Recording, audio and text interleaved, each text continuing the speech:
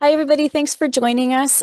We've got Alex and Randy from the Calgary Fire Department, and we're going to talk about lithium-ion batteries, safety, and what happens if they catch fire. So, thanks for joining us.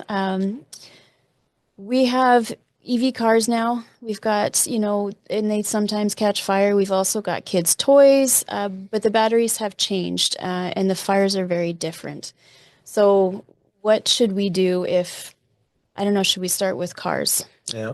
Well, Heather, I think first starting with the lithium battery safety in general, the technology has been proven to be safe. So we want to make sure that people understand that although a lot of it is new, a lot of it is safe, but there are hazards with this technology that aren't typical from power sources that we've seen in the past. Lithium-ion batteries are used everywhere these days, from smartphones to our laptops, scooters, bikes, mobility devices, e-cigarettes, toys. I mean, you name it, they're everywhere. So we want to make sure that they're used properly for their intended purpose and are charged properly and disposed of properly.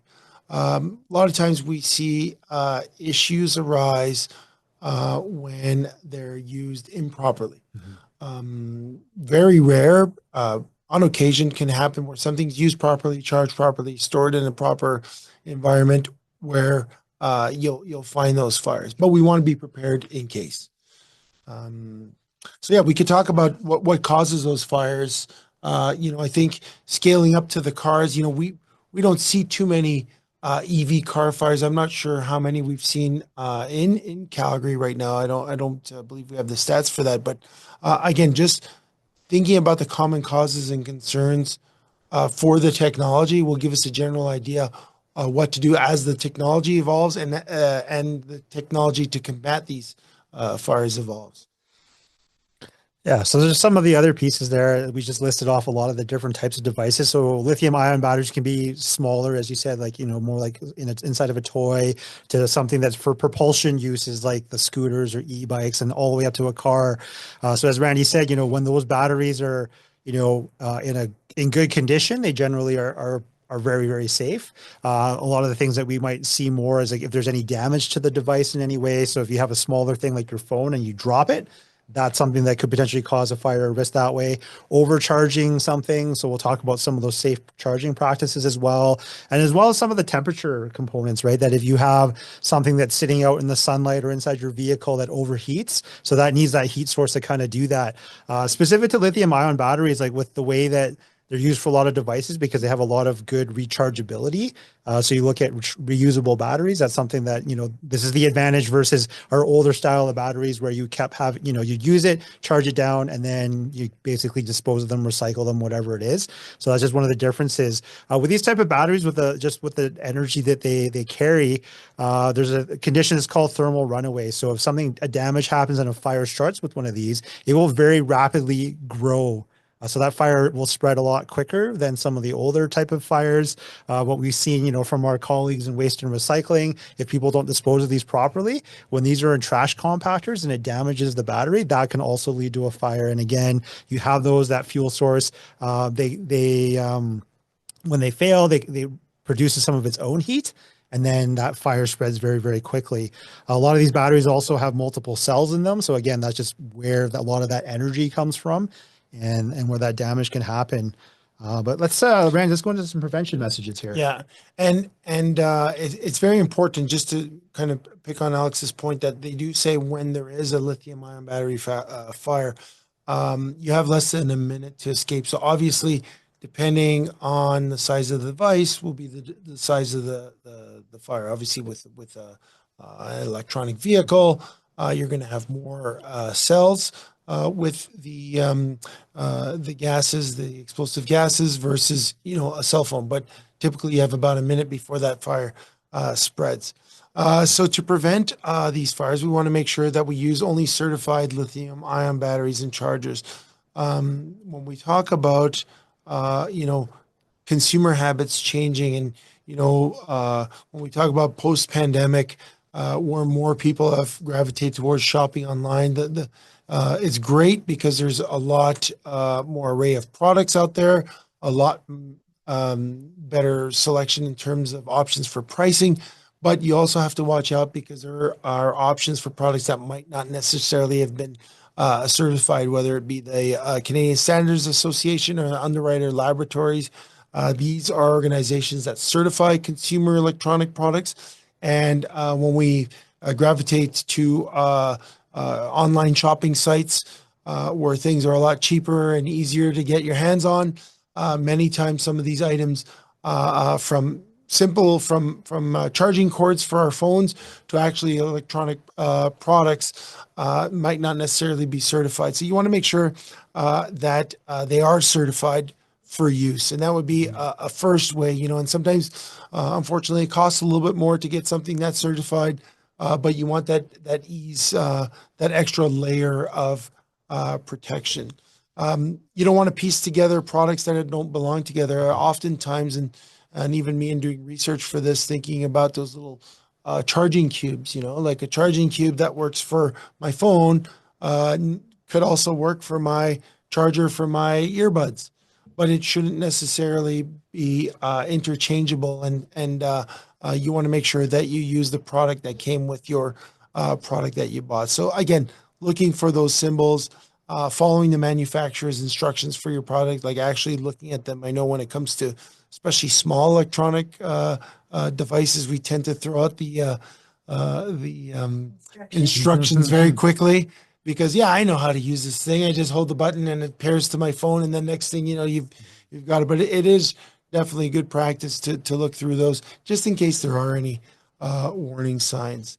Want to make sure we're charging safe. So again, talking about the charging blocks and the cords and inspecting the cords. If your cords are damaged, frayed, you want to make sure that you're replacing them with new ones that are designed to go with your product. Charge the batteries before they die. So making sure we're not discharging it completely, usually about 20% charge. And once it's charged, don't leave it on the charging station. We do that a Yeah, so I lot. was going to ask, Yeah. like if it's charged, don't leave it. Unplug it. Like if you've got a e-bike in the garage and you forget, is that like where do you store your e-bike in the garage? Should you put it in a shed? You want to put it somewhere cool, away from the the elements, somewhere that can prevent it from getting damaged, away from any direct heat sources. But again, with any electronic device, we want to avoid charging overnight while we're sleeping. And I know that's a challenge, especially let's say with cell phones, the most common consumer electronic product. I mean, we use them throughout the day. By the time we get to bed, they're dead, and you want to see that 100% bar in the morning, right? And I've kind of challenged myself now too. If my phone is at 50% at night, I just leave it on my nightstand, knowing that when I get in my car in the morning and I'm driving to work, I'll plug it in and it'll get most of the charge throughout the day. And I'm sitting at my desk, and just to be safe, because again, when you get back to the messaging that these fires can take a minute to spread, that really limits your chances for evacuation in the event of a fire in the middle of the night while you're sleeping, unaware. Again, when you think about if you're sleeping and you don't have your glasses on or your hearing aids in, you want to make sure that you put the odds in your favor. So not charging these devices overnight would be a good practice for sure. Especially not in another room. Like they always say don't take your phone with you to bed because that's, for a number of reasons. So people do it in the kitchen and then they'll, in the morning grab it. I do want to talk about, specifically we talked about cars and I know you said they're very safe. A lot of TV shows kind of want to myth bust a little bit to the best of your ability because I know it's new. If you think it's out, is it actually out? Is it like the stuff that they show on TV shows now? Is it even remotely close to? Yeah. So more specific to electrical vehicle safety. Most of the vehicles are designed so that like the power cells are well contained and not not in a spot that's imminently going to be damaged type of thing. With the vehicles for us, we've been doing, the fire service in general, a lot of catch up on like, how do we rescue somebody from one of these vehicles? So the rest of the vehicle is pretty much the same as any other one. It's just the electrical system is for the propulsion. Sometimes you have the hybrid ones. So what's supposed to happen in any of these vehicles, if they're in a collision, it isolates the system. Us as first responders, there's actually some manufacturers that actually have a switch that we will go in and it has a little firefighter helmet on and it says it's safe to cut this or pull this. And then it isolates the system from, your regular electrical in your vehicle from your car battery to the propulsion battery side of things. Where there's a big risk, if there's a significant enough collision and there is a fire that started, it's much more difficult for us to put out those type of fires. Just again, with that thermal runaway, the fuel load is different, whereas, a combustion engine vehicle has a different fuel load.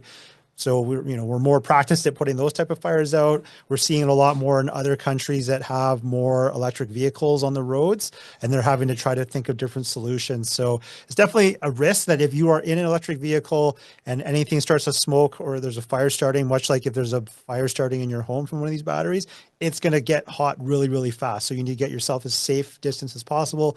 Call 911, will come in and take care of the rest. But for a lot of motor vehicle fires, the number one cause of those type of fires is from the passenger compartment. So people can do their own safety things and making sure, you don't have smoking materials in there.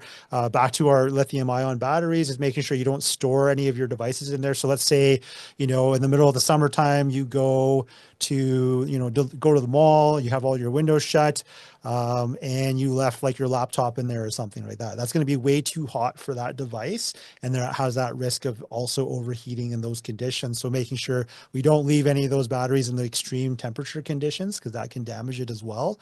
Yeah. And disposing, it's true.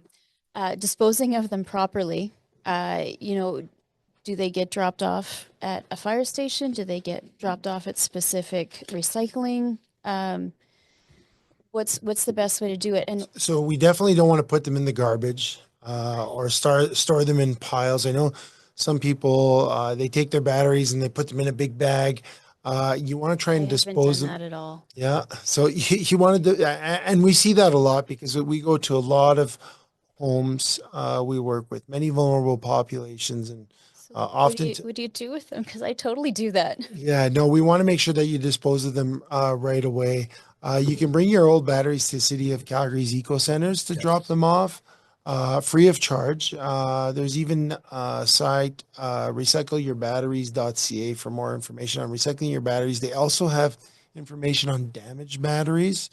So those are things. But yeah, all batteries, including lithium ion, need to be separated and taken to a recycling spot like the eco centers for safe handling.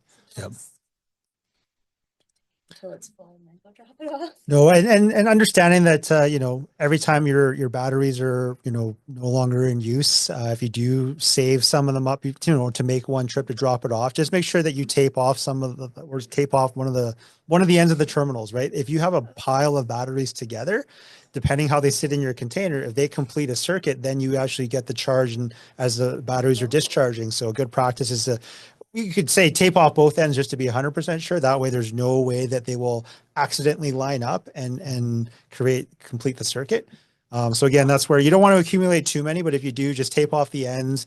If you have electrical tape, that's obviously what it's rated for, but you could use any type of tape. That's going to be enough of a barrier to prevent the circuit from being completed, and then make sure you go to those resources to drop off those batteries. Just do not throw them in the garbage. That becomes a big risk. I mentioned it earlier that if those batteries are in there, our partners in waste and recycling, as they're using the compactors, that's going to break the battery. You have a large volume of that, and that starts a fire. And that's a very challenging fire to put out, just in the way. Yeah, it's buried underneath everything else. So for us to actually get water or other extinguishing agents on it. So that's where that prevention side is going to make a big difference, as well as, not good for the environment to have all these batteries sitting in those areas. So that's where putting it to those recycling sites. Yeah. And again, those fires, because they are dangerous because they're more from a chemical reaction, whereas a typical fire, it's oxygen, heat source, and fuel. Whereas these, it's a mixing of explosive gases. And when we talk about the cells in the battery, if those cells break, that's what we talk about those fires kind of being very persistent because as a cell breaks down and those chemicals interact, they flare up. And that's what we call it, the thermal runaway. It becomes a chain reaction, a chemical chain reaction. So even if it was buried deep under the trash, there might not be a lot of oxygen, but that heat source is the chemical reaction that keeps persistently burning and then burns the other items in the landfill and stuff. So it definitely becomes a problem if those batteries wind up in the landfill. But I was going to say around the home, looking for signs of a problem, because most people won't encounter a fire with these. They won't know what to look for. Definitely an odor. If you smell some odd odors around the home, changing color in the device, or we had one of our colleagues actually, his computer changed colors. It started browning, right? So, yeah, any excessive heat coming off the device. Change in shape, swelling, like so even on the cell phones or where the battery is on your laptop or tablet, leaking, any hissing or popping sounds. That's a telltale sign for lithium-ion batteries. And this is from some of the webinars we've been on. They've showed some of this, and then white or gray smoke coming from the device. If you hear, especially that hissing. That hissing is sort of that chemical reaction happening within the device. If you hear that hissing, like a really odd hissing and popping, it's time to get out. Take you outside. Take you outside. Yeah, no, for sure. I think just thinking back, Randy, I remember a story from you about our early days on the team, community safety, when you bought the charging thing for your phone for the vehicle. Yeah.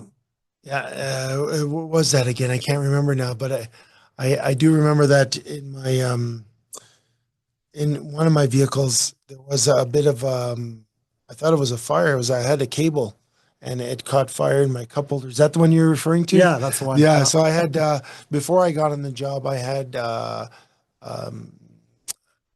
truck and I had cable left plug it in like many people do. And it was in my cup holder, and there was a Tim Hortons cup underneath.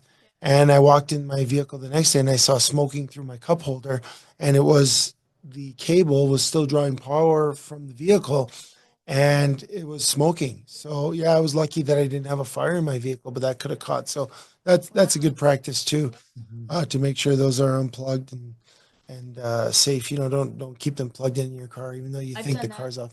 Yeah.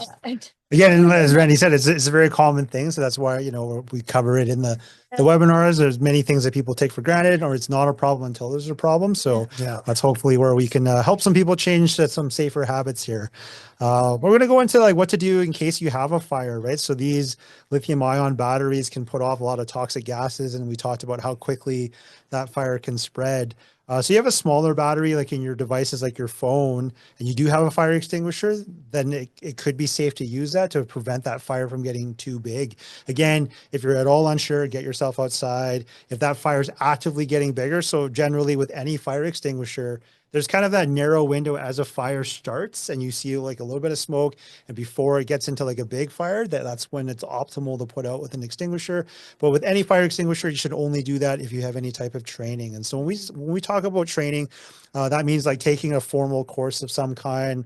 Often people do that through their workplaces, right, to get everybody qualified or certified to use those devices. So you need to know if you have the proper type of extinguisher for the type of fire it is, because some extinguishers, if you use the wrong one, you actually can make it worse or get yourself hurt. So we want to make sure that you do recognize what type that is. So many people that would have like an ABC extinguisher, the multi-purpose one at home, or if you have a workshop or a garage, you might have a BC extinguisher. So again, knowing the proper training, knowing the PASS acronym, how to safely put out a fire. Otherwise, just get yourself outside and call 911. As we get larger batteries, so thinking about your e-scooters or e-bikes, As Randy talked about, safe charging practices. So not only is it not making sure you don't overcharge those devices, is pay attention to where you leave that device when you're charging it up. So if you think about living in an apartment complex, often if you ride your e-scooter, you don't want to track it all the way through your apartment, so you leave it by the front door. If it overcharges and catches on fire, you cut off your only way to get out of that apartment. So that's where it's super critical that you don't overcharge it. You pay attention to those type of things, as well as have your exits planned out so that in case of an emergency, but we can prevent that by just making sure we don't overcharge it. But those large batteries, we talked about how quickly those fires can grow. So just get yourself to safety, get out immediately, and phone 911 for that type of thing. Anything to add to that, Randy? Yeah, no, I think that's the quick thing was we always say get out, stay out, and call 911. With these types of fires, what we're understanding is that they spread even quicker than traditional fire that would be burning in the home. So, it's super important to have that home escape plan. Well, all our fire safety messaging surrounds, around having proper prevention. So when we're talking about lithium-ion batteries, everything we talked about in terms of selecting the proper equipment, making sure you buy certified devices, making sure that when you replace the batteries, they too are certified. You're not interchanging parts or trying to do repairs that you would be unqualified for. Making sure you charge them in a proper place and dispose of things properly.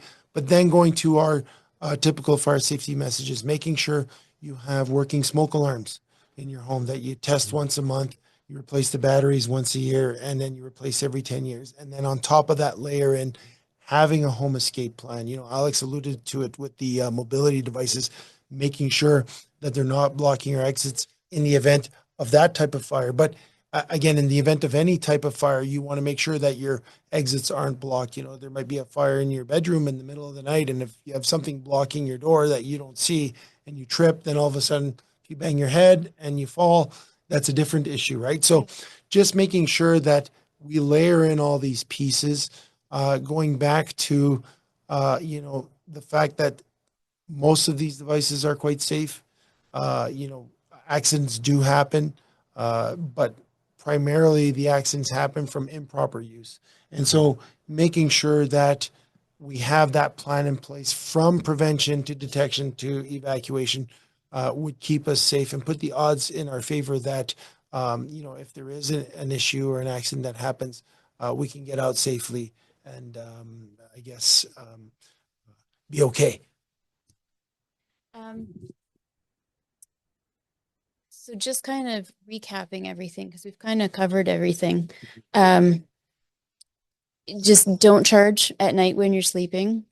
Make sure that it's not by anything flammable when you are charging. Don't overcharge, and don't block any evacuation or doors. I would say flammable and direct sunlight. Flammable and direct sunlight. Yeah, okay. Yeah, for sure. Okay. Now off the EV, when you have your remote control and you open it up because you want to change the batteries and everything's all crusty because they leaked. Mm-hmm. Do you need to wear rubber gloves? How do you like, is it battery acid? Is it like, what's the safest way to, pry those suckers out and not have anything corrosive? So if you had gloves, I think that would be ideal. I've used a screwdriver to pry it out. I know that those are typical of the more traditional type of batteries. Yes. I do know that if you use an old toothbrush and lemon juice and I believe baking soda, you can restore your device so that it works again. I've done that. I've had to do that many times. So Okay. yeah, That's good advice. yeah, so That's you can. great. That's a little hack to fix it. So I remember when I was a kid, I had a remote control car and all the batteries leaked and I didn't know what to do. And there was no YouTube back then. And I think we threw it out because we assumed it didn't work. And then more recently I had that happen and removed the batteries, got an old toothbrush, lemon juice, and I believe it's the baking soda. I got to make sure, but I'm pretty sure that's what it was. If it's an acid, the baking soda is a base. So they would cause the. Back to the high school chemistry. No, right? So and it worked. It worked. So and especially that's great because a lot of people talk about this time of year with the they pull out their old Christmas decorations and all the things that have batteries. Sometimes they leave the batteries in them, Yep. and then they leak over the year. And then, Yep. so I've seen that on several occasions. So yeah, that definitely could work on decorations and anything where there's a leak in the battery. And just to clarify on that one, though, as you use that example, like those removable, replaceable batteries that are the nickel hydride batteries, that's where it's appropriate to do this. The other stuff we talked about, lithium ion, if there's any type of leaking or any of that, Yeah, no, don't do that. This is a different type of battery, just so that we're clear, so you don't get mixed up on that. Yeah, no, for sure. Thanks, Alex. Yeah. Thanks. That's good safety. Yeah. What's got batteries? You've got your snow blowers, you've got your weed whackers, you've got Yeah, your a lot of power tools. And then, when we talk about don't leave devices charging, when you think about the garage with the lithium ion batteries and the tools, I know for myself as well, I have a set and I actually have a charging station that I think it just it shuts off versus the one that actually came with the device where you can plug it in, it'll just remain on. like the DeWalt for yeah. your drill and your Yeah, so those would be safe practice to unplug those. One, it ruins the battery if you just leave it plugged in all the time, and then eventually it won't hold as much of a charge. So you should plug them in and then unplug them once they're charged. And like I said, when they go down to about 20, plug them in, get them filled up, and then unplug them. That's safe practice, but it does require vigilance, right? It requires, plugging it in, doing that all, and then the next day going to unplug it, right? Which is an extra step that many of us forget because we're either careless, too busy, or, forgot. Got kids. Yeah, absolutely. Distracted. Absolutely. Okay, well, is there anything else you think we should cover about the batteries? Or you think we've got it all? Well, just for more information, you can go to calgary.ca/charge safe. Okay. That website has information on our lithium ion battery safety. It's also connected to all our other household safety tips. So you can start with that. And then there's cooking safety on there, fireplaces, smoking, and it's just kind of where we put a lot of information. And it's available in multiple languages. So for any of our non-English speaking friends, it's a great place where you can get information in your own language. Obviously, we do our best to accommodate everyone, but the website is definitely a great resource for all Calgarians to use. And even if you speak really good English, but it's not your mother tongue, Yep. Sometimes clarity is important. Yeah, no, for sure. And 311 is another service that we offer. If anyone has questions that requires a little bit more of a deep dive, we can help out and do our best to answer any questions for the citizens. Excellent. Thank you so much for joining us. And I'm sure we'll be back again next year for new installments of fire and water safety. Sounds good. Excellent. Thanks, everybody. Thank you.